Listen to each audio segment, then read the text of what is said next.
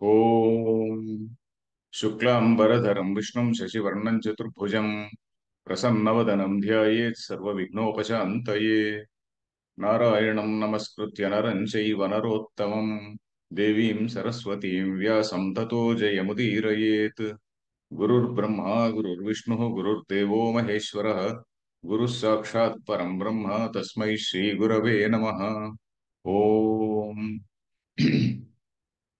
భగవద్గీత శ్రోతలందరికీ కూడా ఆహ్వానం. ఫోన్ మ్యూట్ చేద్దాం. మేము ఇంకా శంకరాచార్యుల వారు రాసినటువంటి సంబంధ భాష్యంలోనే ఉన్నాము. ఈ సంబంధ భాష్యం ఈ రోజు రేపటికి అయిపోవచ్చు. ఆ, ఎందుకంటే సంబంధ భాష్యంలో కొన్ని కొన్ని టెక్నికల్ పదాలు ఉన్నాయి కదా, ఆ టెక్నికల్ పదాలను మనం మెల్లిగా చూసుకుంటూ వెళ్ళాము. ఇప్పుడు ఎంతవరకు వచ్చిందంటే బ్రాహ్మణత్వస్య హి రక్షణేన రక్షితస్య ద్వైదికో ధర్మ తదధీనత్వాద్ వర్ణాశ్రమ భేదానాం అనే మాట వరకు వచ్చింది.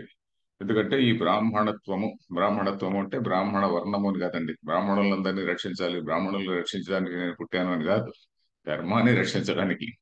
ఎందుకంటే సమాజంలో ధర్మాన్ని అందరూ అనుష్ఠానం చేసేట్టుగా, అందరూ ఆచరించేట్టుగా చేయవలసినటువంటి బాధ్యత ఎవరికి ఉంది అంటే బ్రాహ్మణుడికి ఉంది. అతని డ్యూటీ అది. అందరి చేత కూడా కొన్ని పనులు చేయించడము, వేదంలో చెప్పినటువంటి కర్మలు చేయించడము, అనుష్ఠానం చేయించడం అనేటువంటిది బ్రాహ్మణుడి యొక్క డ్యూటీ. అందువల్ల దాన్ని రక్షించడం బ్రాహ్మణత్వం అంటే అదనమాట. అందరూ సమాజంలో ఉన్నటువంటి అన్ని వర్గాల వారు కూడా వాళ్ళ వాళ్ళ ధర్మాన్ని వాళ్ళు ఆచరించేట్టు చేసేటువంటి వాడు బ్రాహ్మణుడు అని అక్కడ అర్థం.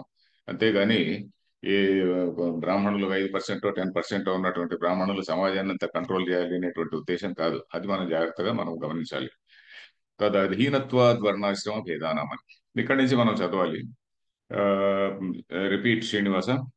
సచ భగవాన్ च भगवान् జ్ఞానైశ్వర్య శక్తి బల వీర్య తేజోభిः సదా సంపన్నః ज्ञानैश्वर्यशक्तिबलवीर्यतेजोभिः सदा सम्पन्नः త్రిగుణాత్మికాం వైష్ణవీం స్వాం మాయాం त्रिगुणात्मिकां वैष्णवीं स्वां मायां మూల ప్రకృతిం వశీకృత్య मूलप्रकृतिं वशीकृत्य అజః అవ్యయః భూతానాం ఈశ్వరః अजः अव्ययः भूतानाम् ईश्वरः నిత్య శుద్ధ బుద్ధ ముక్త స్వభావోపి సన్ नित्यशुद्धबुद्धमुक्तस्वभावोऽपि सन् స్వమాయయా దేహవాన్ ఇవ జాత ఇవ చ स्वमायया देहवानिव जात इव च లోకానుగ్రహం కుర్వన్ ఇవ లక్ష్యతే.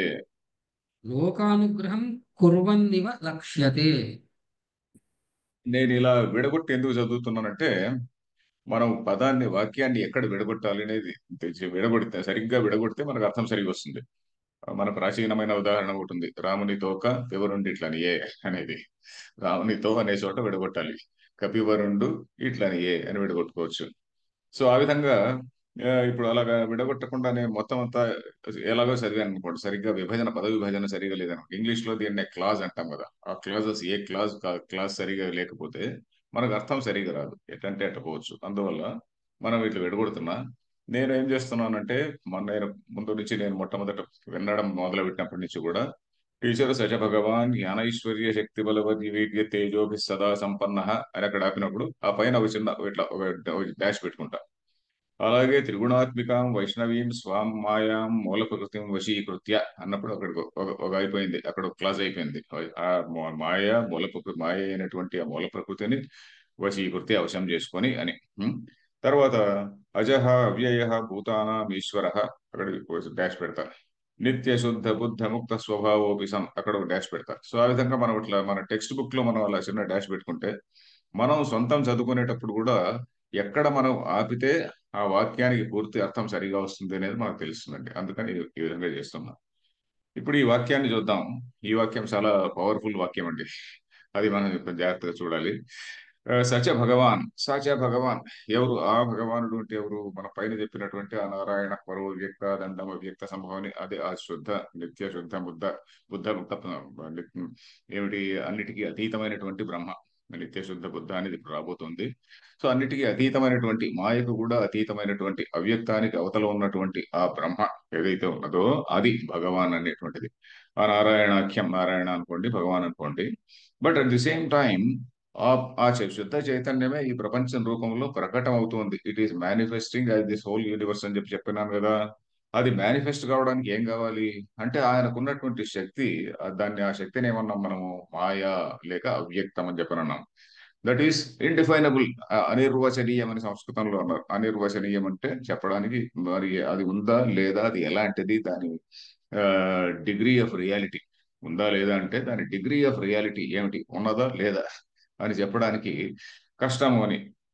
అందుకని ఇక్కడ రాస్తున్నారు, జ్ఞాన ఐశ్వర్య శక్తి బల వీర్య తేజోభి సదా సంపన్న. ఈ శక్తులన్నీ అక్కడ ఉన్నాయి. ఏమిటవి ఏమిటవి? జ్ఞాన, జ్ఞానం అంటే శుద్ధ చైతన్య లక్షణం అనేటువంటిది ఒకటి. ఐశ్వర్యం, ఐశ్వర్యం అంటే వెల్త్ కాదండి. మనం మామూలుగా ఐశ్వర్యం అంటే బాగా అన్ని డబ్బులు, నగలు, అవి ఇవి, యాంటీ కరప్షన్ బ్యూరో, ఇవన్నీ గుర్తొస్తాయి. అలా కాదు. ఐశ్వర్యం అంటే ఈశ్వరస్య భవ, అంటే ఈశ అంటే ఏమిటి? టు లార్డ్ ఓవర్, అన్నిటిని కూడా గవర్న్ చేసేటువంటి, అన్నిటిని కూడా నియామకం చేసేటువంటి సామర్థ్యం, అది ఈశ్వర శక్తి అంటే. అందరిని, అన్నిటిని కూడా నియమించేటువంటిది, అన్నిటిని కూడా కంట్రోల్ చేసేటువంటి శక్తి అన్నమాట. అది ఈశ్వరస్య భవ, ఐశ్వర్యం అని. తరువాత జ్ఞాన ఐశ్వర్య శక్తి, శక్తి అంటే సామర్థ్యం. ఐశ్వర్యము శక్తి అన్ని ఉన్నాయి. దాని తర్వాత బలము, బలం అంటే ఏమిటి? దాన్ని శక్తి, శక్తి అంటే సామర్థ్యము. అలాగే సామర్థ్యము బలము అంటే అది కూడా ఉండాలట. దానికి దానికి చిన్న తేడా ఏదో చెప్పారు. శక్తి బల. వీర్యం అంటే ఏమిటి? పరాక్రమం. అంటే ఒకడికి బలం ఉంటుంది కానీ పరాక్రమం లేదు. ఒకటి మంచి సోల్జర్ ఉన్నాడు అనుకోండి, అతనికి మంచి బలం ఉంది. పరాక్రమం అంటే yes, let let me go head, ముందుకు వెళ్ళి దూకుదాం అనేటువంటి పరాక్రమం. ఆ పరాక్రమం అనేటువంటిది, ముందుకు వెళ్ళి దూకేటువంటి శక్తి అతనికి ఉండదు. వీర్య తేజం. తేజస్ అంటే ఏమిటి? ప్రాగల్భ్యం అన్నారు సంస్కృతంలో. తేజస్ అనేది పదం కంటే ఇంకా గట్టి పదం వాడారు వాళ్ళు. ప్రాగల్భ్యం అని అర్థం రాశారు. ప్రాగల్భ్యం అంటే ఏంటి? ఎప్పుడు కూడా చాలా మంది ట్రంప్ గారి లాగా, లేకుంటే అతను ఎలాన్ మస్క్ లాగా చాలా ఉత్సాహంగా ఉండడం. హై మొరాల్, హై మొరాల్ ఉంటుంది చూడు, highly motivated and high sense of confidence and high sense of మొరాల్, ఇవన్నీ కూడా ఉండాలి. ఊరికే ఒకటి హై సెన్స్ ఆఫ్ మొరాల్ అంటే బలం లేకుండా ఉంటే లాభం లే. బలం ఉండాలి, శక్తి వీర్యము అన్నీ ఉండి, తేజస్, తేజస్ అంటే ఏమిటంటే ఒక sense of high morale. Yes I can do this అనేటువంటి ఒక సెన్స్ ఆఫ్ కాన్ఫిడెన్స్ అనేది ఉంటుంది కదా. అందుకనే మహాభారతంలో తేజోవధ అనే పదాన్ని వాడారు. తేజోవధ అనేది ఇంకా మిగతా దాని తర్వాత మిగతా చోట్ల కూడా చూస్తుంటాము. తేజోవధ అంటే ఏంటంటే డిమోరలైజేషన్. డిమోరలైజేషన్ ఎందువల్ల జరుగుతుంది? ఎవడో వాడు మనల్ని పని కట్టుకొని, అరే నీదంతా నువ్వు పనికి మాలిన వాడు, నీ వంశం పనికి మాలింది, నీ మతం పనికి మాలింది, నీదంతా చాలా ఇలాంటి నికృష్టమైనటువంటి వాళ్ళు అని మనల్ని కంటిన్యూస్ గా మనల్ని అంటున్నాడు అనుకోండి. దాన్ని ఓవర్ ఎ పీరియడ్ మనం ఆ ప్రచారాన్ని నమ్మి డిమోరలైజ్ అవుతాం. సో అలాగా అక్కడ కర్ణుడికి ఏమవుతుందంటే తేజోవధ భారతంలో ఎక్కడొస్తుందంటే కర్ణ పర్వంలో. కర్ణుడికి సారథి ఎవరంటే శల్యుడు. శల్యుడు కూడా ఆయన చాలా గొప్ప చారియటర్. శల్యుడు ఈ నకుల సహదేవులు సాక్షాత్తు బంధువు. అందువల్ల అతను యాక్చువల్లీ మీకు ఈ పాండవుల పక్షంలో చేరడానికి వస్తుంటాడు యుద్ధానికి ప్రారంభమయ్యే సమయంలో. అప్పుడు ఏంటి, దుర్యోధనుడు అతన్ని మా దోవలోనే అతని అన్ని రకాలైన సత్కారాలు చేసి ఆయన అంతటి కూడా చాలా బుజ్జగించి మెప్పించి ఏదో చేస్తే, నీకు ఏం వరం కావాలో కోరుకో అంటే, ఎస్ నువ్వు నా పక్షంలో పోరాడాలి. అప్పుడు క్షత్రియ ధర్మం ఏంటంటే ఎవడు మొట్టమొదటి వచ్చి అడిగితే వాడు పోరాడాలి, వాడి తరఫున పోరాడాలి. ఆ కాలంలో క్షత్రియ ధర్మం అలా ఉండేది. సో అందువల్ల ఏం జరిగింది, ఆయన శల్యుడు ఆ కౌరవుల పక్షంలో పోరాడాడు. తర్వాత భీష్ముడు ద్రోణుడు చనిపోయిన తర్వాత మరి కర్ణుడికి సరైనటువంటి సారథి ఎవరు అంటే శల్యుడు ఒకడు ఉన్నాడు. ఈ శల్యుడేంటి, శల్య సారథ్యం అనే పదం మనం వింటుంటాం. శల్యుడేంటి, మాటి మాటికి అన్ని డిమారలైజ్ చేస్తుంటాడు. అరే అర్జునుడు అన్ని అన్ని అస్త్రాలు ఉన్నాయా, నీ దగ్గర ఏమన్నాయి, నీ దగ్గర ఏం లేదు, నువ్వు పడిపోతావు, ఇంకొంచెం సేపటికి పడిపోతావు అనేటువంటి ధోరణిలో మనం కర్ణపర్వం చదివితే శల్యుడు ఏ విధంగా తేజో వధ, డిమారలైజేషన్ అనేది ఎలా చేస్తాడు అనేది మనం చూడగలం. సో అది తేజస్ అంటే అదనమాట. తేజస్ అంటే మనకు సెన్స్ ఆఫ్ కాన్ఫిడెన్స్ ఎంత ఉంటుంది కదా, దట్ ఈస్ ఇట్ సెల్స్. అది మొరాల్, హై మొరాల్ అంట. సదా సంపన్న, ఇవన్నీ కూడా ఎల్లప్పుడూ అందులో ఆ భగవత్ స్వరూపములో ఇవన్నీ కూడా ఉన్నాయి. తర్వాత ఇప్పుడు ఇది ముఖ్యమైనటువంటి పని మాట. త్రిగుణాత్మికాం వైష్ణవీం స్వాం మాయాం మూల ప్రకృతిం వశీకృత్య. అదేంటి? త్రిగుణాత్మికాం మాయాం వశీకృత్య. ఈ త్రిగుణాత్మిక అంటే మూడు గుణములు కూడినటువంటిది. త్రిగుణాహ, ఈ మూడు గుణములే దాని యొక్క ఆత్మ. ఆత్మ అంటే స్వరూపం. అలాంటి మాయ. త్రిగుణాత్మిక మాయ అంటే ఏమిటి? మూడు గుణములే దాని యొక్క స్వరూపము, దాని యొక్క ఆత్మ.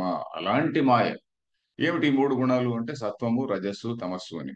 మీలో చాలా మందికి తెలిసే ఉండొచ్చు ఇవన్నీ. సామాన్యంగా అంతో ఇంతో వేదాంతం విన్న వాళ్ళకి సత్వం అంటే ఏంటి, రజస్సు అంటే ఏమిటి, తమస్సు అంటే ఏమిటి తెలిసి ఉండొచ్చు.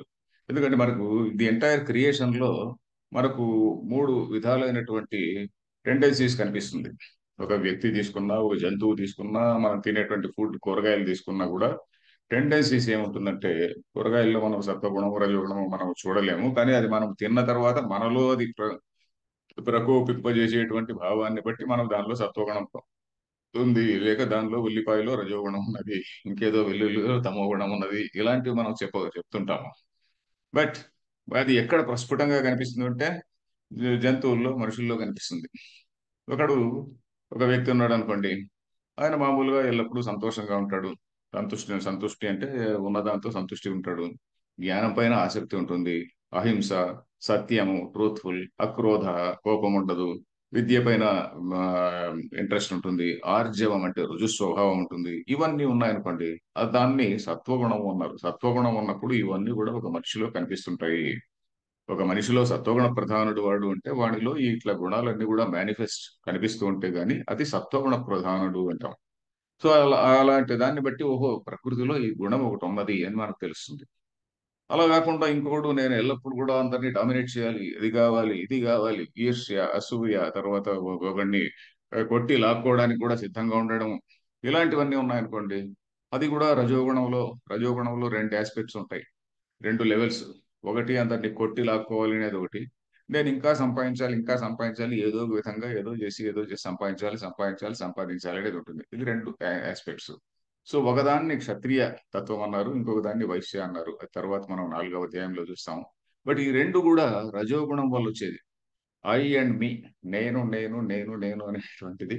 నేను ఇంకా బాగా అభివృద్ధి చెందాలి, అభ్యుదయం ఇంకా అలా కావాలి, ఇంకా కావాలి అనేటువంటిది. అది దట్ ఈస్ రజోగుణం. తమో గుణం అంటే ఇంకొకడు ఉంటాడు, వాడిలో అంత సెన్స్ ఆఫ్ హై మొరాల్ ఉండదు. ఉండదు. ఎవడో ఆర్డర్ ఇస్తే సరే నువ్వు ఈ పని చేయి అంటే ఆ పని గుడ్డిగా చేసేస్తాడు. గుడ్డిగా ఎస్, ఇదే ఇదే సత్యము, దీన్ని నమ్మి తీరు అంటే నమ్ముతాడు అనమాట. వాడు ఆలోచించడు. ఆలోచించకుండా ఎవడేది చెప్తే అది నమ్మేటువంటి వాడు. లేకుంటే ఏదో తనకు ఇదిగో నీకు ఇది నీకు లాభం అవుతుంది, ఇది నమ్ము అంటే నమ్మేస్తుంటాడు అనమాట. అంటే ఆలోచన స్వభావం లేనటువంటి వాడు. పైవాడు ఏదో ఏదో ఒకటి చెప్తే దాన్ని అనుష్ఠిస్తూ ఉంటాడు అనమాట. అలాంటిది తమో గుణం ఉన్నారు. తమో గుణంలో కూడా వైలెన్స్ ఉండొచ్చు, హింస ఉండొచ్చు. రజోగుణంలో కూడా హింస ఉండొచ్చు. సత్వగుణంలో హింస ఉండదు. అహింస, సత్యం, అక్రోధ, త్యాగ, శాంతి, ఇలాంటి లక్షణాలన్నీ కూడా వాడికి ఉంటాయన్నమాట. ఈ మూడు గుణములు ప్రకృతిలో ఉన్నటువంటి మూల ఆ, ఏమంటాము కాన్స్టిట్యూయెంట్స్ లేక విభాగాలు అనొచ్చు. ఏదో ఈ మూడు రాసులు లాగా అట్లా మూడు మూడు రాసుల్లాగా మనం భావించుకోవాలి అంతే. ఎందుకంటే అది నిజంగా అది మేనిఫెస్ట్ ఒక వ్యక్తిలో గాని, ఒక జంతువులో గాని అది కనిపించినప్పుడే మనం ఓ సత్వగుణం దీనిలో ఉన్నది, ఈ జంతువులో తమో గుణం ఉన్నది. ఇప్పుడు ఆవు తీసుకోండి, ఆవు తీసుకుంటే దాంట్లో సత్వగుణం ఉంది. ఇంకేదో నక్క లాంటిది ఇంకేదో తీసుకోండి, దానిలో రజోగుణము తమో గుణం ఇస్తుంటుంది. ఏదో లయం తీసుకోండి, దానిలో రజోగుణం ప్రధానంగా ఉంటుంది. సో ఈ విధంగా మనకంతకనే మన పంచరత్నం లాంటి పుస్తకాల్లో కూడా ఈ మనిషిలో ఉన్నటువంటి గుణాలని చూపడానికే అక్కడ అట్లాంటి ప- జంతువుల్ని కూడా అక్కడ వాడారు. సో అది గమనించాలి. సో ఈ ప్రకృతిలో మూడు గుణాలు ఉన్నాయి. ఇది త్రిగుణాత్మిక అన్నారు. ఈ మూడు గుణములు ఉండడం వల్ల త్రిగుణాత్మిక మాయా అన్నారు. మాయా అనేది స్త్రీలింగ పదం కాబట్టి, ప్రకృతి అనేది కూడా స్త్రీలింగమే కాబట్టి త్రిగుణాత్మిక అన్నారు. లేకుంటే త్రిగుణాత్మ అనొచ్చు. త్రిగుణాత్మ అంటే ఆ, పుంలింగం అయిపోతుంది. తర్వాత త్రిగుణాత్మిక మాయ, దాన్ని వశీకృత్య. మాయ అంటే ఏమిటి? అదే మనం అవ్యక్తం అన్నాం చూడండి, దాని పేరే మాయ. మాయ అంటే ఒకటి మ్యాజిక్ అనుకోకూడదండి. మ్యాజిక్ అనుకోకూడదు. మ్యాజిక్ అంటే దాంట్లో మనం మ్యాజిషియన్ వచ్చి మ్యాజిక్ చేస్తాడు, అక్కడ ఏమీ లేదు. అయినా కూడా మనకు ట్రిక్ ఆఫ్ ది మన జస్ట్ ట్రిక్ అన్నమాట. దాన్ని ఏమంటాము? స్లేట్ ఆఫ్ హ్యాండ్ అంటాము. ఇంగ్లీష్ లో స్లేట్ ఆఫ్ హ్యాండ్ అంటాము, ఒక ట్రిక్ అన్నమాట. కానీ ఇది అలాంటిది కాదు. ఇది ఉంది లేదు చెప్పలేము, అలాంటి స్థితి. ఇది మనం వేదాంత గ్రంథాలు చదివితే దాంట్లో తెలుస్తుంది ఇక్కడ. ఇప్పుడు ప్రస్తుతం ఇది తెలుసుకుంటే చాలు. దీన్నే మూల ప్రకృతి అంటారు. మూల ప్రకృతి అంటే ఏదైతే మనం అవ్యక్తం అన్నామో అదే మూల ప్రకృతి. దాన్ని వశీకృత్య అని ఎందుకు అన్నాడు? తన మాయే, తనలో ఉన్నటువంటి శక్తే. ఆ శక్తిని తీసుకొని, ఆ శక్తి లేకుండా ఉన్న, ఆ శక్తిని తీసుకోకుండా ఉంటే గాని అప్పుడేమైతుంది? అది ప్రళయం అంటారు. ఆ శక్తిని ఎప్పుడైతే తీసుకుంటాడో, శక్తిని లో కలిసి ఉన్నప్పుడు దాన్నే ఈశ్వర తత్వం అంటారని మనం చూసాము. ఆ, నారాయణ పరో అవ్యక్త అండం అవ్యక్త సంభవం అని అన్నాం కదా.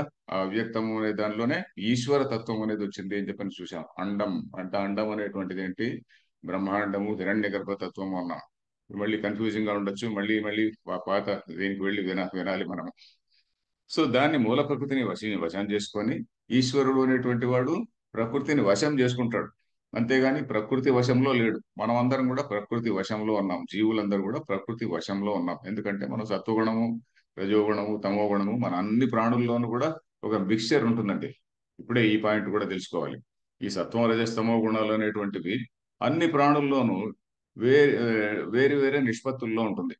ఒకడు సత్వగుణ ప్రధానుడు అంటే దాని అర్థం ఏంటి? 100% సత్వగుణం ఉన్నది అని కాదు. దానిలో 70% ఉండొచ్చు, 80% ఉండొచ్చు, 90% కూడా ఉండొచ్చు, చెప్పలేము. ఇక ఏదో అంతో ఇంతో రజోగుణం ఉంటుంది, అంతో ఇంతో తమో గుణం ఉంటుంది. ఇంకోటి తమో గుణ ప్రధానుడు అని అంటాం అనుకోండి. ఓ రాక్షసుడు ఉన్నాడు అనుకోండి, వాడిలో కూడా తమో గుణం 100% ఉండదు. వాడు తపస్సు పూనుకున్నాడంటే మొండి పట్టు బట్టి సంవత్సరాల తరబడి కూర్చుంటాడు. ఒక పట్టు దాన్ని సాధించడానికి కూర్చుంటాడు అనమాట. అంటే వాడిలో ఆ పట్టుదల అవన్నీ ఉన్నాయి. వాడిలో రజోగుణం గట్టిగా ఉంది, సత్వగుణం తక్కువ ఉండొచ్చు. సత్వగుణం కూడా అప్పుడప్పుడు వాటిలో మేల్కోవచ్చు. సో ఆ విధంగా ఈ ప్రతి ప్రాణిలో కూడా, విశ్వంలో ఉన్నటువంటి ప్రతి ప్రాణిలో కూడా it is a mixture of సత్వ, రజస్ అండ్ తమో గుణం. అందువల్లే త్రిగుణాత్మిక మాయ అన్నారు. అన్ని హోల్ సృష్టి దాని నుంచినే వచ్చింది కాబట్టి ఆ త్రిగుణాత్మిక మాయ అని. దాన్ని వైష్ణవీం స్వామ్మ, వైష్ణవీం అంటే విష్ణువుకు సంబంధించిన అని. విష్ణువు అంటే ఇక్కడ మళ్ళీ ఒక వ్యక్తి ఏం తీసుకోకూడదు. విష్ణు మాయ అనే పదం కూడా మనం వింటుంటాం. యా దేవి సర్వభూతేషు విష్ణు మాయేతి శబ్దిత అని కూడా మనం చూస్తుంటాం. విష్ణు మాయ అంటే ఆ భగవంతుని యొక్క ఆ, పరమాత్మ యొక్క మాయా శక్తి లేదా అవ్యక్తము అనేటువంటిది. దాన్ని వశీకృత్య అజహ అవ్యయ భూతానాం ఈశ్వర. అజహ, జ అంటే ఏమిటి? పుట్టుక ఉండేది జహ. జ అంటే జన్మ. జన్మ అంటే ఇంగ్లీష్ లో కూడా జని అనే పదం ఉంది కదండి. అదే సేమ్ థింగ్, కాగ్నేట్ వర్డ్. జని, జన్మ, జీన్స్ ఇట్లాంటివన్నీ ఉన్నాయి కదా. అవన్నీ కూడా దే ఆర్ ఆల్ కాగ్నేట్ వర్డ్స్. అంటే ఒకే మూల ఆ, ధాతువు నుంచి వచ్చినటువంటి వివిధ భాషల్లోని మాటలు. సో అజహ, అజహ అంటే దీనికి మరి భగవంతుడు ఎప్పుడు పుట్టాడు అంటే అది అజ. అది ఎప్పుడు ఉండేటువంటిదే. దాన్ని ఫలానా టైంలో జన్మ ఉంది అని చెప్పలేం. చెప్పడానికి వీలు పడదు. ఫలానా టైంలో భగవంతుడు ఫలానా టైంలో పుట్టాడు అని చెప్పలేం. సృష్టి ఎప్పుడు జరిగింది అని చెప్పగలం. అంతేగాని ఆ సృష్టి కొన్ని బిలియన్స్ ఇయర్స్, ఈ ఫలానా సృష్టి, ఈ ప్రస్తుత సృష్టి, అందుకనే మనము ఈ ప్రస్తుత సృష్టి ఏదో కొన్ని బిలియన్ల సంవత్సరాలకు ముందు జరిగింది. అంతకు ముందు సృష్టి దానికి వేరే, ఆ సృష్టిలో ప్రజాపతులు వేరే, ఆ సృష్టిలో మనువులు మన్వంతరాలు వేరే అని మనం అంతా మన చరిత్రలో మన దీనిలో చెప్పుకుంటాం కదా, మన పురాణాల్లో. కానీ this is the cyclical view of time అంటారండి. మనకున్నటువంటి భారతీయుల వ్యూ ఆఫ్ టైం ఏమిటంటే, ఈ సృష్టి అనేటువంటిది ఎప్పుడో ఆ, ఫలానా టైంలో సృష్టింపబడి 4004 బీసీలో సృష్టింపబడి ఇలా లీనియర్ ప్రోగ్రెస్ ఉంటుంది అనేటువంటిది ఉండదు. మనది కాదు అట్లా. లీనియర్ వ్యూ ఆఫ్ టైం అంటే ఈ అబ్రహామిక్ మతాల్లో ఉంటుంది. మనది అలా కాకుండా సృష్టి స్థితి లయ, ఈ ఒక సృష్టి అనేది వస్తుంది. ఆ స్థితి కొన్నాళ్ళు ఉంటుంది, దాని తర్వాత అది లయం అయిపోతుంది. ఆ లయం అనేటువంటిది కూడా మనం సైంటిఫిక్ గా కూడా మనం చూస్తాం, మనం వింటుంటాం. ఏమిటి? ఈ భూమి, ఈ సూర్యుడు అనేటువంటిది కూడా the end of the at some point of time it will become a red ball అని చెప్పి వింటుంటాం మనం. సో ఆ విధంగా సృష్టి స్థితి లయలు జరుగుతూ ఉంటుంది అని. కానీ ఇక్కడ ఇప్పుడు దీంట్లో చూస్తే అజహ, భగవంతుడు అనే దాని తత్వానికి జన్మ అనేటువంటిది లేదు. సృష్టికి వస్తూ ఉంటుంది, పోతూ ఉంటుంది, వస్తూ ఉంటుంది, పోతూ ఉంటుంది. తర్వాత అవ్యయ. వ్యయం అంటే ఏమిటండి? ఏదో నా దగ్గర 100 రూపాయలు ఉంది, ఆ 100 రూపాయల్లో 10 రూపాయలు స్పెండ్ అయిపోతుంది. దట్ ఈస్ కాల్డ్ వ్యయ. అంటే నా దగ్గర ఉన్న తత్వం, నా దగ్గర ఉన్న ఏ, స్వరూపము కావచ్చు, సొమ్ము కావచ్చు, అది కొంత వ్యయం అయిపోయింది. అలాగే నేను 10 ఏళ్ల క్రితం ఇంకొద్దిగా యంగ్ గా ఉండేవాడిని. ఇప్పుడు కొద్దిగా ముసలైపోయి ముసలయ్యాను అనుకోండి. సో అది కొంచెం వ్యయం అయిపోయింది. ఇంకొన్నాళ్ళకి ఇంకా కొంచెం వ్యయం అయిపోతుంది. సో ఆ విధంగా మనకు పుట్టుక, మన కొంచెం గ్రోత్, జన్మ, ఆ తర్వాత ఆ, దాని వర్ధతే, పరిణమతే, వృద్ధి, పరిణామ, తర్వాత అపక్షీయతే, క్షయ అంటే తగ్గిపోవడం, క్షయ రోగం కాదు. అపక్షీయతే వినశ్యతి, కొన్నాళ్ళకు వినాశం అయిపోతుంది. ఇవన్నీ కూడా వికారములు, వ్యయము. సో అలాంటి వికారం ఎలాంటి మార్పు లేనిది. ఆ ఎందుకు చెప్తున్నాడు ఈ మాట అంటే, ఆ భగవంతుడు అనే తత్వము ఒకటే తత్వము, దానికి ఎలాంటి మార్పు ఉండదు అని చెప్తున్నాడు కదా. మరి ఎలాంటి మార్పు లేనప్పుడు ఎక్కడి నుంచి ఈ మెటీరియల్ యూనివర్స్ అంతా తయారు చేశాడు? ఇట్లాంటి ప్రశ్నలన్నీ వస్తాయి. వేదాంత శాస్త్రంలో ఈ ప్రశ్నలన్నీ వేసుకుంటారు. భగవంతుడు అనేవాడు అక్కడో ఆకాశంలో ఒక చోట హెవెన్ అనేటువంటి ప్లేస్ లో ఒకానొక సింహాసనం పైన కూర్చున్నాడు అనుకోండి. ఆయన ఈ సృష్టి అంతా చేశాడు అంటే ఎలా చేశాడు? లైక్ మెజిషియన్ ఇలా టక్ మన ఇట్లా చేసేసాడా? లేకుంటే ఇంకేదైనా మెటీరియల్ తీసుకొని వచ్చి, ఒక కుమ్మరివాడు ఏదైతే ఒక మట్టిని తీసుకొని వచ్చి మట్టితో కుండను తయారు చేస్తాడో ఆ విధంగా వేరే మెటీరియల్ తయారు తీసుకొని వచ్చి చేర్చాడా? లేక తనలోనే వేలో కాలో తుంచుకొని దానిలో నుంచి దాన్ని ఈ విషయంగా తయారు చేశాడా? ఇట్లాంటి ప్రశ్నలన్నీ వస్తాయి. సో ఇలాంటి ప్రశ్నలన్నింటినీ కూడా వేసుకొని వీటన్నిటిని కూడా చాలా చాలా సీరియస్ చర్చ చేశారు. మనకు బ్రహ్మసూత్రాలు అనేటువంటి పుస్తకం తీసుకుంటే బ్రహ్మసూత్రాల నిండా ఇలాంటి డిస్కషన్ ఉంటుంది. సో ఇవన్నీ కూడా ఏదో గుడ్డిగా చెప్పేటువంటి మాటలు కాదు. అందుకనే మనం ఈ మాటలు చాలా జాగ్రత్తగా గమనించాలి. అవ్యయ అంటే ఎలాంటి మార్పు లేదు. ఈ ప్రపంచం అంతా సృష్టింపబడడం వల్ల పరమాత్మలో ఎలాంటి మార్పు లేదు అని. పరమాత్మ తత్వం అని శుద్ధ చైతన్య తత్వంలో ఎలాంటి మార్పు లేదు. దీనికి ఉదాహరణ చెప్తుంటారు. ఎలాంటి ఉదాహరణ అంటే, ఇక ఆకాశం ఉన్నది అనుకోండి. ఆకాశంలో ఎప్పుడు ఎలాంటి మార్పు ఉండదు కదండి. ఆకాశంలో వాయువులు వస్తుంటాయి పోతుంటాయి, అది వేరే మాట. వాయువు కూడా లేనటువంటి ఆకాశం ఉన్నది. సో ఈ ఆకాశంలో మనం ఒక చిన్న ఏదో ఒక పాత్ర తీసుకుంటాం అనుకోండి. ఏదో ఒక పాత్ర, అది ఘటము అనుకోండి. ఈ పాత్రను తీసుకుంటాం అనుకోండి.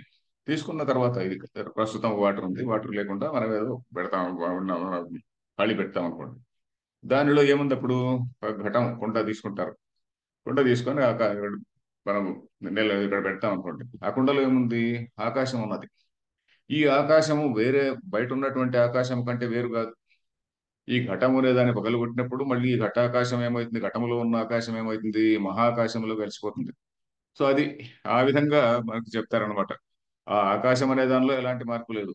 ఈ ఘటం ఉన్నందువల్ల ఇదేదో ఘటాకాశం అని మనం అనుకుంటున్నాం. లేకుంటే ఈ రూమ్ ఉన్నందువల్ల ఈ రూములో ఉన్నటువంటి ఆకాశాన్ని ఏదో ఇక్కడ మఠాకాశమో లేక ప్రకోష్టం అంటాం కదా, ప్రకోష్ట ఆకాశం అనొచ్చు. సో ఈ విధంగా మనము డిస్టింగ్విష్ చేయడానికి ఏదో ఘటాకాశము, ఆ ఘటం వేరు, ఈ ఘటం వేరు, ఇది వేరు, అది వేరు అంటుంటాం. సో ఈ విధంగా మనం చెప్పుకుంటున్నాం కానీ ఆకాశంలో ఎలా మార్పు ఉండదు, అలాగే దీనిలో అవ్యయ అంటే మార్పు, ఎలాంటి వ్యయము, ఎలాంటి మార్పు లేనటువంటిది. భూతానాం ఈశ్వర. భూతం అంటే ఏంటండి? భూతాలు దెయ్యాలు కాదు మళ్ళీ. భూతానాం ఈశ్వర అంటే anything which has come into existence is being. భూత అంటే ఏమిటి? భూ అనేటువంటి ధాతువుకి ఉండడము అని అర్థం. భూ సత్తాయాం, సత్తా అంటే ఎగ్జిస్టెన్స్ అని, భూ అంటే సత్తాయాం అని ఎగ్జిస్టెన్స్ అనే దానికి. It is existing, it is అస్తి, ఉంది అనేటువంటిది. సో భూతానాం అంటే వాట్ ఎవర్ ఈజ్ ఎగ్జిస్టింగ్. ఇప్పుడు మట్టి ఉన్నది, ఇంకేదో కుండ ఉన్నది, ఈ పెన్ను ఉన్నది, ఇంకేదో పేపరు, ఈ పేపరు అన్ని ఉన్నాయి, ఉంది. సో ఇది ఉన్నది అనేది ఏదైతే ఉన్నదో దాని భూతం. కానీ ఇక్కడ భూతం అనే దాంట్లో ఇప్పుడు మనం ప్రాణం ఉన్నటువంటి భూతాలు మనం ఇక్కడ తీసుకుంటున్నాం. భూతానాం ఈశ్వర, అన్నిటిని కూడా నియమించేటువంటి శక్తి ఉన్న శక్తి. ఇక్కడ మళ్ళీ ఇంకొక పెద్ద పదం వచ్చిందండి, నిత్య శుద్ధ బుద్ధ ముక్త స్వభావోపి సన్ అని. ఇది ఒక పెద్ద బ్రహ్మాస్త్రం లాంటి మాట అండి. నిత్య. నిత్య అంటే ఏమిటి?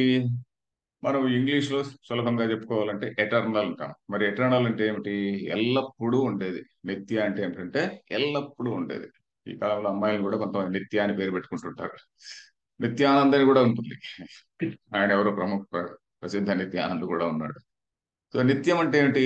ఎల్లప్పుడూ ఉండేది. మరి ఎల్లప్పుడూ ఉండేది అంటే ఉదాహరణకు మనం ఎన్నాళ్ళు ఉంటాము? మన జీవితకాలం 100 సంవత్సరాలు అనుకోండి. అలాగే ఇంకేదో తాబేలు జీవితకాలం 200 ఏళ్ళు 300 ఏళ్ళు ఉండొచ్చు అనుకోండి. అన్నిటికంటే లాంగెస్ట్ లివింగ్ క్రీచర్ ఏమిటో ఐఎమ్ నాట్ వెరీ షూర్, అది తాబేలు అంటుంటారు. బట్ ఇంకా ఏమైనా ఉండొచ్చు, చెప్పలేము. బట్ ఈ అర్త్ మొత్తానికి, ఈ అర్త్ అంతా ఎన్ని ఏళ్ళు ఉంటుంది అంటే ఇంకా కొన్ని బిలియన్ ఇయర్స్ ఉంటుంది అంటారు. ఆ బిలియన్ ఇయర్స్ తర్వాత ఏమవుతుంది అది చెప్పలేము. ఇదంతా మళ్ళీ మనకి ఏదైతే ఆ బిగ్ బ్యాంగ్ వచ్చి, ఆ బిగ్ బ్యాంగ్ లో ఆకాశం, వాయువులు అన్ని వచ్చి ఇవన్నీ ఏర్పడ్డాయి కదా, ఆ తర్వాత మళ్ళీ అలాగా కన్జ్యూమ్ అయిపోతుందా, ఇంకేదో బ్లాక్ హోల్ అనే దానిలోకి వెళ్ళిపోతాయా మనకు తెలియదు. సైన్స్ లో సైంటిస్టులు చెప్తుండొచ్చు దాని గురించి. బట్ మొత్తానికి ప్రళయం అవుతుంది అంటున్నారు. సో ఈ ఎర్త్ అనేటువంటిది కూడా కొన్నాళ్ళు ఉంటుంది, కొన్నాళ్ళ తర్వాత లేదు. సో అర్థ అనేటువంటిది కూడా ఏమిటి? మనతో పోలిస్తే నిత్యం అంతే. సాపేక్షిక నిత్యత్వం అంటారు. సాపేక్షిక నిత్యత్వం అంటే ఇన్ కంపారిజన్, కంపారిటివ్లీ అది నిత్యం. అంతేగాని పరమాత్మ సత్యంతో పోలిస్తే ఇది సత్యం కాదు. ఈ పరమాత్మ సత్యం ఎలాంటిది అంటే, ఆ పరమాత్మ సత్యం అనేటువంటిది, సత్ అనేటువంటిది, చైతన్యం అనేటువంటిది రెండు ఒకటే. సత్తు చిత్తు అంటాం కదా, సత్తు చిత్తు పరమాత్మ, సత్ అనేటువంటిది చిత్తు కూడా. సో అది ఎప్పుడు దాని తత్వం ఏంటి? అది ఎల్లప్పుడూ ఉండేది. దానికి ఒక మాట ఉన్నది వేదాంతంలో, త్రికాలాబాధ్యం అంటారు. త్రికాల అబాధ్యం అంటే మూడు కాలాల్లో కూడా అది ఎప్పటికీ కూడా ఇట్ కెనాట్ బి నెగేటెడ్. అబాధ్యం అంటే ఇట్ కెనాట్ బి నెగేటెడ్ అని. It cannot be negated at any point of time, past present and future. అది ఆ త్రికాలాబాధ్యం, మూడు కాలాల్లో కూడా ఉండేటువంటి, పాస్ట్ ప్రెసెంట్ అండ్ ఫ్యూచర్ లో ఉండేటువంటి thing. That is what is నిత్య. సో ఆ నిత్య తత్వములో సృష్టి వస్తూ ఉంటుంది, పోతూ ఉంటుంది, వస్తూ ఉంటుంది, పోతూ ఉంటుంది. దానికి ఎన్ని బిలియన్స్ ఆఫ్ ఇయర్స్ అనేది లెక్కలేదు. ఇది బియాండ్ టైం. అందుకనే దాన్ని అకాల్ అంటుంటాం. It is beyond time. మనందరం కూడా వేరాల్ కాలంలో ఉన్నాం. సతశ్రీయ కాలని సర్దార్జీలు అంటుంటారు. సతశ్రీయ కాలం అనేటువంటిది ఏంటంటే, వాళ్ళు నిజంగా మన సిక్కుల మూలమంత్రాన్ని గమనిస్తే, సిక్కుల మూలమంత్రం అంతా కంప్లీట్ గా మనకు ఉపనిషత్తులో నుంచి వచ్చినదే అన్నట్టు. వాళ్ళు అన్ఫార్చునేట్లీ మేము సిక్కులు వేరే, మేమంతా ఇస్లాంకు దగ్గర అని చెప్పని ఇప్పుడు వాళ్ళు they have been brain wash by Pakistani intelligence. So unfortunately వాళ్ళు ఖలిస్తాన్ వాళ్ళు వీళ్ళు అందరూ కూడా ఈ పాకిస్తాన్ వాళ్ళ నుంచి డబ్బులు తీసుకొని మాది వేరే మేము వేరే అని చెప్పని అంటున్నారు. కానీ సిక్కు గ్రంథాలన్నింటిలో కూడా రాముడి గురించి వేల సార్లు దానిలో ప్రస్తావన ఉంటుంది. కృష్ణుడి గురించి వేల సార్లు సిక్కు మూల గ్రంథాల్లో ప్రస్తావన ఉంటుంది. ఇవన్నీ కూడా ఆ, ప్రస్తావన వచ్చింది కాబట్టి చెప్తున్నా. ఎందుకంటే ఇవన్నీ కూడా మనం తెలుసుకోవాలండి. ఎందుకంటే ఇప్పుడు ఇవన్నీ కూడా మనకి ఇప్పుడు సమాజంలో వస్తున్నటువంటి ప్రశ్నలు ఇవన్నీ కూడా. ఉదాహరణకి డాక్టర్ కపిల్ కపూర్ అని ఒక అతను ఉన్నాడు. డాక్టర్ కపిల్ కపూర్, అతన్ని నోట్ చేసుకోండి. ఆయన యూట్యూబ్ టాక్స్ ఉన్నాయి on Sikhism. Doctor Kapil Kapoor on Sikhism. అది వింటే, అరే Sikhism is so close to Hinduism, it is so close to Advaita Vedanta. హిందూయిజంలో హిందూ రిలీజన్ తోనూ కూడా ఉన్నది. అద్వైత వేదాంతకు చాలా చాలా క్లోజ్ అది. అది మనకు ఆశ్చర్యం అవుతుంది. సో అది ప్రస్తావన వచ్చింది కాబట్టి చెప్పాను. ఆ కపిల్ కపూర్ అనే ఆయన మాటలు మీరు వినండి, యూట్యూబ్ లో ఆయన టాక్స్ ఉంటాయి. సో నిత్య అంటే అది. శుద్ధ అంటే ఏమిటండి? శుద్ధం అంటే ఏమిటి? ఇప్పుడు ఈ పరమాత్మ తత్వం నుంచి ఇవన్నీ వచ్చినాయి. మనందరం కూడా పరమాత్మ తత్వం ద్వారా వచ్చినటువంటి వాళ్ళే. మనం అందరం కూడా మనము చిన్న చిన్న చిన్న చిన్న ఎంటిటీస్. నేను ఏదో కొన్ని పుణ్యకార్యాలు చేస్తుండొచ్చు, పాప కార్యాలు చేస్తుండొచ్చు. ఇంకొక ఆయన ఏదో పుణ్యకార్యాలు చేస్తుంటాడు, పాప కార్యాలు చేస్తుంటాడు. దానివల్ల నాకు ఏదో కొంచెం పుణ్యం వస్తుంటుంది, పాపం వస్తుంటుంది. ఇంకొక ఆయనకి ఇంకేదో పుణ్యం వస్తుంటుంది, ఇంకేదో వస్తూ ఉంటుంది. సో వీటన్నిటితో కూడా ఎలాంటి దాంతో కూడా సంపర్కం లేనటువంటి వాడు, ఎలాంటి దాంతో కూడా he is not tainted by any of these realities. మనకున్నటువంటి ఏవేవైతే పుణ్యపాపాలు ప్రసక్తి అంతా ఉన్నదో దేనితో కూడా అతనికి లేపము లేదు. లేపం అంటే అంటుకోవడం, మనం లేపనం అంటుంటాం కదా. అతనికి వీటన్ని దేనితో కూడా అంటూ లేదు, దేనితో కూడా లేపనం లేదు. He is not tainted by any of these things అని. అది శుద్ధ అంటే. అంటే ఈ ఇన్ని రకరకాలైనటువంటి అపియరెన్సెస్ ఆయన నామరూపాల ఆ పరమాత్మ తత్వం నుంచి వస్తున్నప్పటికీ కూడా, వీటికి ఉన్నటువంటి అశుద్ధి లేక మలము లేక ఏదైతే ఇంప్యూరిటీస్ ఉన్నాయో వీటన్నిటి చేత కూడా అసలు ఎలాంటి సంపర్కము లేనటువంటి తత్వము అని అర్థం. నిత్య శుద్ధ. బుద్ధ. బుద్ధ అంటే ఏమిటండి? బుధ అంటే తెలుసుకోవడం అని అర్థం. బుద్ధి అంటుంటాం కదా. బుధ అంటే బుధ అనే ధాతువుకి తెలుసుకోవడము బుధ. సో బుద్ధ అంటే ఏమిటి? జ్ఞాన స్వరూపము అని. అది సత్తు. ఒక విధంగా ఒక ఒక కోణం నుంచి చూస్తే అది సత్తు, ఎల్లప్పుడూ ఉండేది. ఇంకో కోణం నుంచి చూస్తే అది చిత్తు. అందుకనే సచ్చిదానందం అని చెప్పిన మాట కూడా మనం వింటుంటాం. సత్తు చిత్తు అని కూడా పాటల్లో కూడా వింటుంటాం. సో ఆ విధంగా ఆ బుద్ధ ఆ, శుద్ధ జ్ఞాన స్వరూపము అని. సో మనకు కూడా జ్ఞానం ఉంది కదా, మన జ్ఞానానికి దానికి తేడా ఏమిటి అంటే, అది మళ్ళీ ఇంకో పెద్ద ప్రశ్న. దానిలోకి నేను ఇప్పుడు పోను. సో ఇప్పుడు ఇది శుద్ధ చైతన్య తత్వము అని. నిత్య శుద్ధ బుద్ధ. ముక్త. ముక్త అంటే ఏమిటి? ఇప్పుడు జీవులందరూ కూడా, మనం అందరం కూడా అవి ఇవి పనులు చేస్తుంటాము. మనం చేసేటువంటి పనుల చేత, కర్మల చేత మనమందరం కూడా వీఆర్ ఆల్ బౌండ్. మనం బద్ధులు. బద్ధులు అంటే ఏమిటి? బంధనం అంటే ఏమిటండి? బాండేజ్. బంధు అనే మాట అంటుంటాం. బంధు అంటే ఏమిటి? ఒక రకమైన బాండేజ్ ఓన్లీ. సో అది బంధనం అంటే ఏమిటి? కర్మబంధం. కర్మబంధం అంటే కర్మ చేయడం వల్ల మనకు పుణ్యమో పాపమో వస్తుంది. దానివల్ల మనకి ఏమవుతుంది? మనం మళ్ళీ ఇంకో జన్మ తీసుకోవాలి. ఆ జన్మ తీసుకోవాలి అంటే you are bound to take it అని. You are bound, I cannot take అనడానికి వీల్లేదు. అది బంధం అంటే. అలాంటి బంధము లేనటువంటి వాడు బద్ధుడు కాడు. అతను, మనం అందరం బద్ధులం. బంధం ఉంది కాబట్టి బద్ధులం. ఆ బంధం లేనటువంటి వాడు బద్ధుడు కానటువంటి వాడు. దాన్ని ఏమంటున్నారు? నిత్య శుద్ధ బుద్ధ ముక్త. ముక్త అంటే ఏమిటి? బంధము లేదు, ముక్తి. ముక్తి అంటే ఏమిటి? దాని నుంచి ఫ్రీడమ్ అన్నమాట. బంధం లేనటువంటి వాడిని ముక్తుడు అంటాం. సో ముక్త స్వభావ అపి సన్ అని. ఇక్కడ సృష్టి అనేటువంటిది, ఇక్కడ మనం గమనించాల్సింది ఏంటంటే, ఇప్పుడు మనం ఇందాక నిత్య అనే పదం చెప్పుకునేటప్పుడు ఈ సృష్టి అంతా కూడా అనిత్యం అని చెప్పుకున్నాం కదా. ఈ సృష్టి అనిత్యము అనేటువంటి ఐడియా రావడమే మన ప్రాచీనులకు చాలా గొప్ప డిస్కవరీ అని మనం గమనించాలండి. మనం ఎందుకంటే ఇట్లాంటివన్నీ వచ్చినప్పుడు మనం అంతా ఇవందరూ చిన్నప్పటి నుంచి ప్రతి పురాణంలోనూ ఇవన్నీ వింటుండేదే కాబట్టి వెళ్ళిపోతుంటాయి. ఇవన్నీ కూడా మనకు ఇట్లా వెళ్ళిపోతుంటాయి. కానీ ఇప్పుడు ఆలోచించండి. ఇప్పుడు ఒక కల్చర్, ఇప్పుడు వెస్ట్రన్ కల్చర్ ఉన్నదనుకోండి. ఈ సృష్టి ఇన్ని వేల సంవత్సరాల క్రితం చేసినారు, ఆ దాని తర్వాత ఇట్లా జరిగింది, ఇలా ఇది ఇది అతని వాళ్ళు ఆ విధంగా ఒక లీనియర్ కాన్సెప్ట్ ఆఫ్ టైం అనేది తీసుకున్నప్పుడు, ఈ సృష్టి అనేటువంటిది మొత్తం అనిత్యం, ఇది కొన్నాళ్ళు ఉంటుంది పోతుంది అనేటువంటి ఆ డిస్కవరీ ఎలా వచ్చింది మన ఋషుల మనస్సులో అనేటువంటి, that itself is a perplexing question. అది ఎలా వచ్చింది వీళ్ళకి? అది గొప్ప డిస్కవరీ అండి. మనం దాన్ని అలాంటి డిస్కవరీ చేశారని మనం ఫస్ట్ గమనించాలి. లేకుంటే అది మనం దాన్ని గమనించకుండానే వెళ్ళిపోతూ ఉంటుంది. సో ఇది మన వాళ్ళు ఎంత శాస్త్రీయంగా ఆలోచించి ఈ సృష్టి తత్వాన్ని గురించి పూర్తిగా దాని గురించి ఎంతో ధ్యానం చేసి ఆ మెడిటేషన్ లో, ఆ ధ్యానంలో కనుక్కున్నటువంటి సత్యాలు అని చెప్పని అన్నారు కాబట్టి దీన్ని అపౌరుషేయం అంటారండి వేదాలని. అపౌరుషేయము అని చెప్పని ఎందుకన్నారంటే it is beyond ordinary intellect అని ఎందుకన్నారు? ఇది వీళ్ళు తపశ్శక్తి ద్వారా ఆ తపస్సులో వాళ్ళు గ్రహించినటువంటి సత్యాలు అని. సో ఈ సృష్టి అనేటువంటిది non eternal, it is something which is ephemeral. Ephemeral అంటే మనతో పోలిస్తే ఎటర్నల్ లా కనిపిస్తుంది, కానీ నిత్యమైనటువంటి సత్యంతో పోలిస్తే ఇదంతా కూడా ఉంటుంది పోతుంది, ఉంటుంది పోతుంది, అనిత్యం. సృష్టి అనిత్యం. మనం యోగ వాసిష్టం అనేటువంటి పుస్తకాన్ని చదివామంటే దీనిపైన ఎన్నెన్ని కథలు ఉంటాయంటే అన్ని కథలు ఉన్నాయండి. ఒకే ఒక కథలో ఒక హనుమంతుడు ఉంటాడు అనుకోండి. ఆ హనుమంతుడు గుహలోకి పోయి త్వరలాంటి ఇంకా 10 మంది హనుమంతుల్ని చూస్తాడు. అప్పుడు ఆయన హనుమంతుడికి కొంచెం జ్ఞానోదయం అవుతుంది. అరే నేను after all a small man అని. సో ఆ విధంగా ఆ, మనకు వేదాంత శాస్త్రంలో ఇట్లాంటి కథలు చాలా చెప్తుంటారు. ఎందుకంటే ఈ సృష్టి తత్వాన్ని గురించి, లేక పరమాత్మ తత్వాన్ని గురించి చెప్పేటప్పుడు. సో నిత్య శుద్ధ బుద్ధ ముక్త స్వభావోపి సన్ స్వమాయయ, అంటే ఇప్పుడు ఇందాక చెప్పినటువంటి మాయా శక్తి వల్ల దేహవాన్ ఇవ.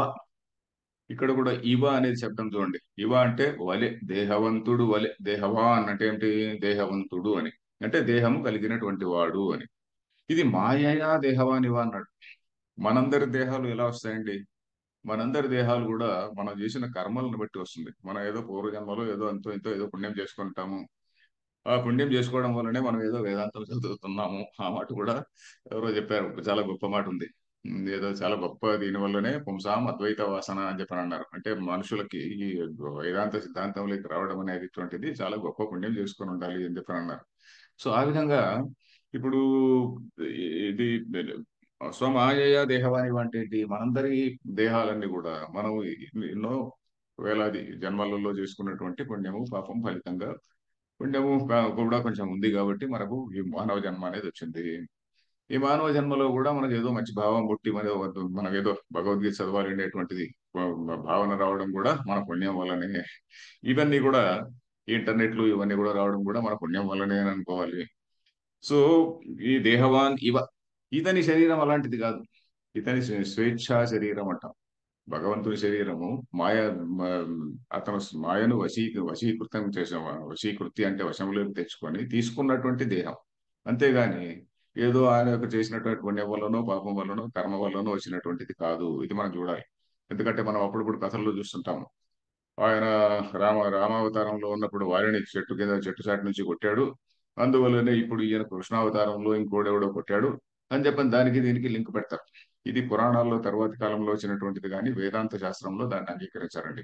వేదాంత శాస్త్రంలో ఆ అవతారం అనేటువంటిది ఇది మాయామయ శరీరం.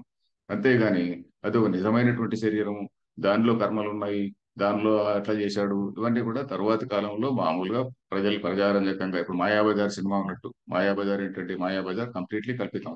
కానీ ఆ సినిమా వచ్చినప్పుడంతా మనం చూస్తాం, చాలా ఎంజాయ్ చేస్తాం. సో అది అది వేరు. కానీ వేదాంత శాస్త్రంలో విషయం వేరు.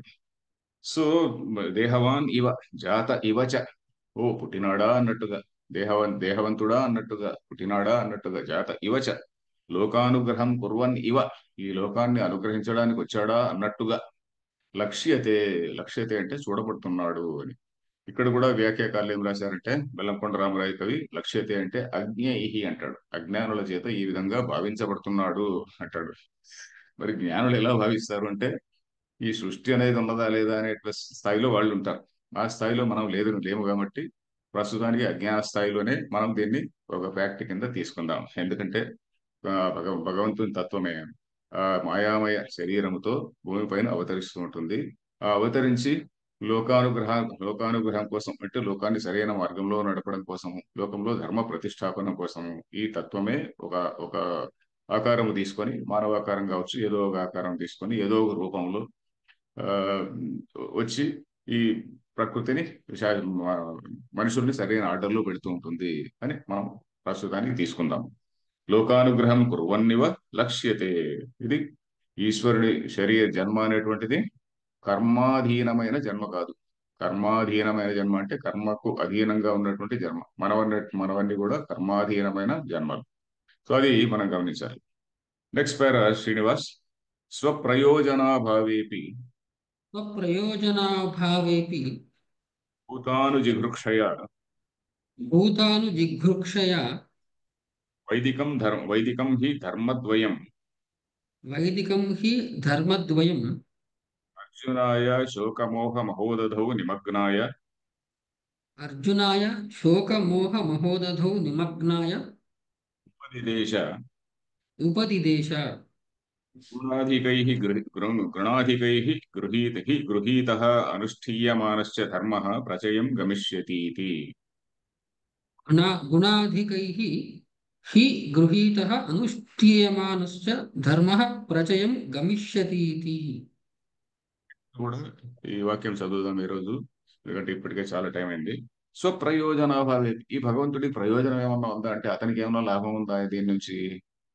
వీళ్ళందరూ కూడా నన్ను పూజ చేసి నాకు అన్ని కూడా నైవేద్యాలు పెట్టి నాకు అన్ని కూడా కిరీటాలు పెడితే నాకేదో లాభం అని, లేక ఈ ప్రపంచం అంతా నా ఫాలోవర్సే కావాలి అని చెప్పని కొంతమంది కొన్ని మతాలు చెప్తుంటాయి. ఈ ప్రపంచం అంతా నా ఫాలోవర్సే ఉండాలి, నన్ను ఫాలో కాని వాళ్ళని దాన్ని కూడా చంపేయండి, నరికేయండి అని చెప్తుంటుంది. అలాంటి ఏమీ లేవు ఇక్కడ.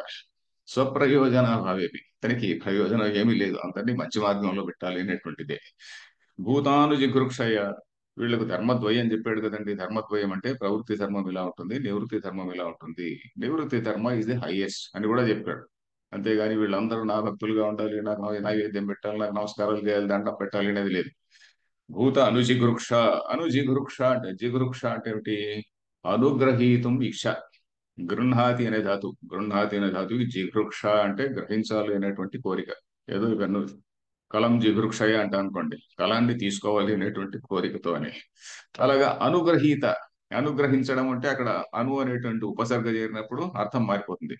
ధాతువులకి ఒక ఉపసర్గ చేరినప్పుడు అర్థం మారిపోతూ ఉంటుంది. అనుజిఘృక్ష అంటే అనుగ్రహించాలి అనేటువంటి కోరికతో అని, అనుగ్రహించాలి, ఈ ప్రాణులందరినీ అనుగ్రహించాలి, కటాక్షించాలి అనేటువంటి కోరికతో అనుజిఘృక్షయ.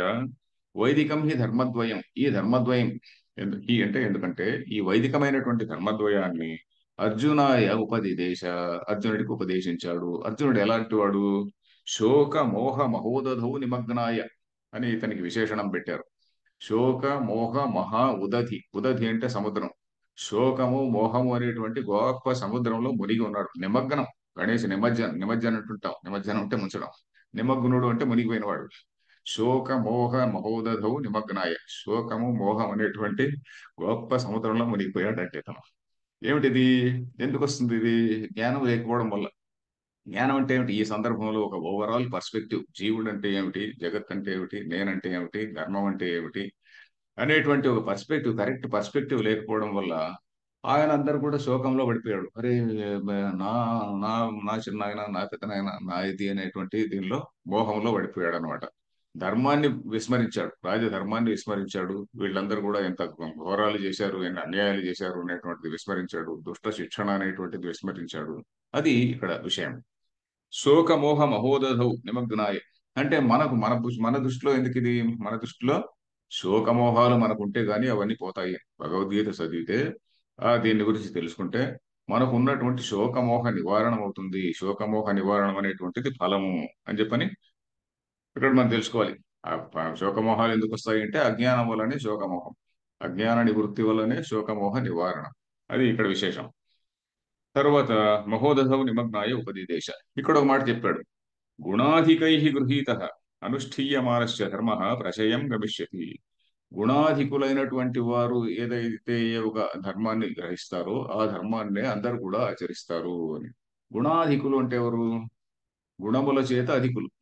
గుణముల చేత అంటే సద్గుణముల చేత, మంచి గుణముల చేత అధికులు.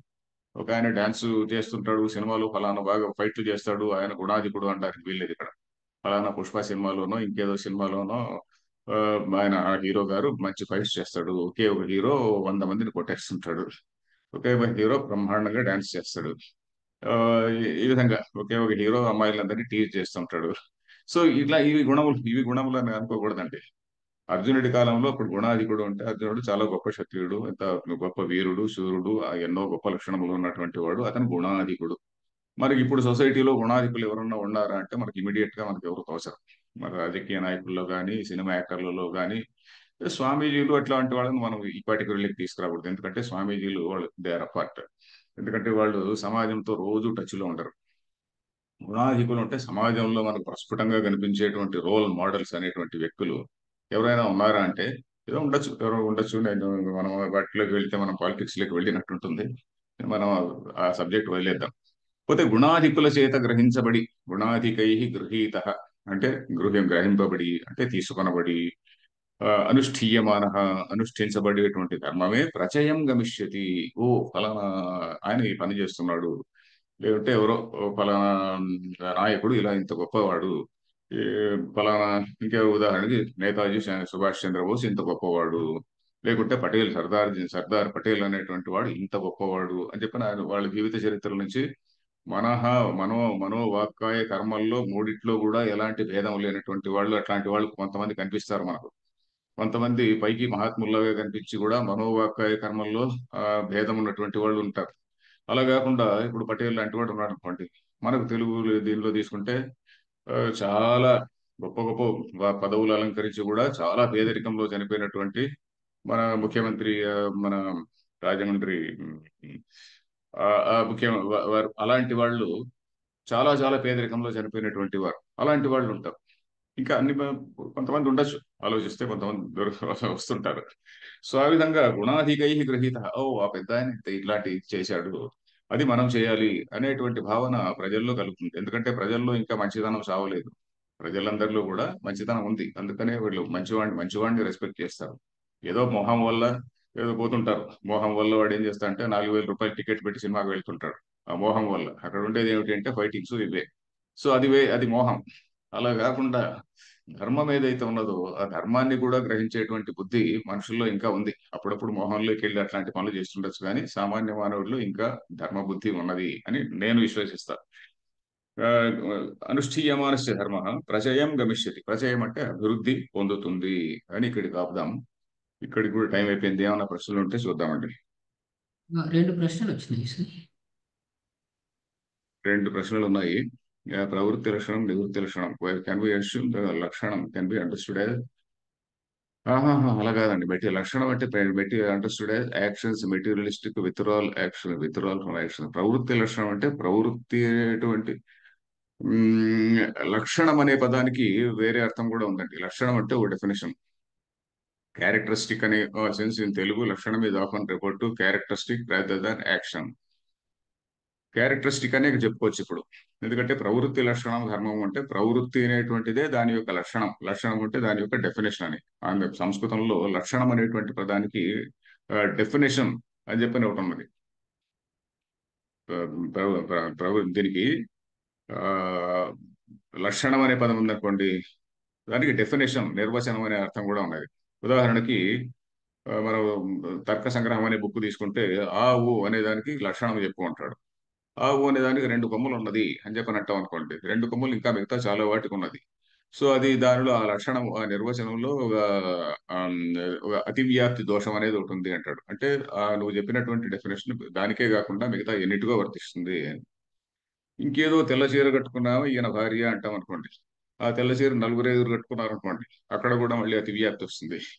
ఇంకో చోట ఇంకేదో డెఫినేషన్ ఇంకో లోపం వస్తుంది. అలా కాకుండా గోవు అనే దానికి డెఫినేషన్ ఏం చెప్పారంటే శాసనాధిమత్వం గోత్వం అన్నారు. శాసనాధిమత్వం అంటే గంగడోలు ఊగుతుంటే అది గోత్వము, దాన్ని గోవనాలి అని చెప్పన్నారు. అది పర్ఫెక్ట్ డెఫినేషన్ అన్నమాట. దానికి అతివ్యాప్తి, over application and under application ఉండకూడదు.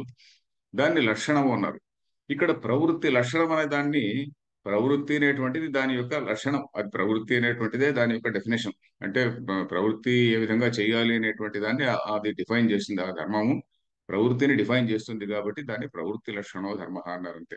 దానికి ఒక పర్టికులర్ గా లక్షణం అంటే దాని గురించి మనం పెద్దగా ఆ, ప్రవృత్తి లక్షణో ధర్మ అంటే ప్రవృత్తి అనేటువంటి లక్షణము కలిగినటువంటి ధర్మము అని చెప్పి చెప్పుకోవచ్చు. తర్వాత ఇంకోటి డిఫరెన్స్ బిట్వీన్ నిత్య అండ్ సత్య. నిత్యము సత్యము అనే దానికి తేడా లేదండి. నిత్యం అంటేనే సత్యం. నిత్య అంటే దట్ విచ్ ఇస్ అది త్రికాలాబాధ్యము అని చెప్పాను కదా. మూడు కాలముల్లోనూ ఉండేటువంటిది అదే సత్, దాన్నే సత్ అంటాం అనమాట. సో అది త్రికాలాబాధ్యం, మూడు కాలముల్లో కూడా ఎవడు కూడా నెగేట్ చేయడానికి, ఎవడు కూడా నిరాకరించడానికి వీలు కానటువంటి దాన్ని సత్యము లేక నిత్యము అంటారు. ఏదైతే నిత్యమో అదే సత్యము అని అంతే. నిత్యానికి సత్యానికి పెద్ద పెద్ద అని కాదు, తేడానే లేదు. నిత్య శుద్ధ బుద్ధ ముక్త స్వభావ. సత్ అన్న కూడా అదే, అంతేనండి. ఇంకా another question, how to define స్వ మాయా అంటారు. స్వమాయ. స్వమాయ అంటే తన యొక్క అంటే తన శక్తి. స్వమాయ, స్వాం మాయాం అనేది చూడండి. స్వాం మాయాం అంటే ఏమిటి? తన యొక్క మాయను అని. అంటే తనలో ఉన్నటువంటి ఆ శక్తి. తాను అంటే ఒక వ్యక్తి కాదు ఇక్కడ మళ్ళీ. ఇప్పుడు మనం వ్యక్తి అని తీసుకోకూడదు. ఆ చైతన్యములోనే ఉన్నటువంటి ఒకానొక శక్తి. మనం ఆ చైతన్యము అని చాలా ఫిజిక్స్ లో చెప్పుకున్నట్టు చెప్పుకోకుండా ఇప్పుడు దాన్ని ఏం చేస్తున్నాము? దాన్ని ఒక పరమాత్మ తత్వము అంటున్నాం. ఆ పరమాత్మ తత్వంలో, ఆ చైతన్యంలో ఈ మ్యాటర్ గా, మెటీరియల్ గా ఏర్పడేటువంటి ఒకానొక శక్తి ఉన్నది. ఆ శక్తి ఏమిటి అనేది తెలియదు. ఇప్పుడు కూడా మనం ఫిజిక్స్ లో తీసుకుంటే మ్యాటర్ లో నుంచి ఇంటెలిజెన్స్ వచ్చిందా లేక ఇంటెలిజెన్స్ లో నుంచి మ్యాటర్ వచ్చిందా అనేటువంటిది ఇప్పుడు కూడా సైంటిస్టులు కూడా దీని గురించి మల్లగుల్లాలు పడుతూనే ఉన్నారు. సో కాబట్టి ఆ సైన్స్ అల్టిమేట్లీ ఏ విధంగా తెలుస్తుందో తెలియదు. కాబట్టి ఇక్కడ స్వమాయ అంటే తన యొక్క అని అంతే.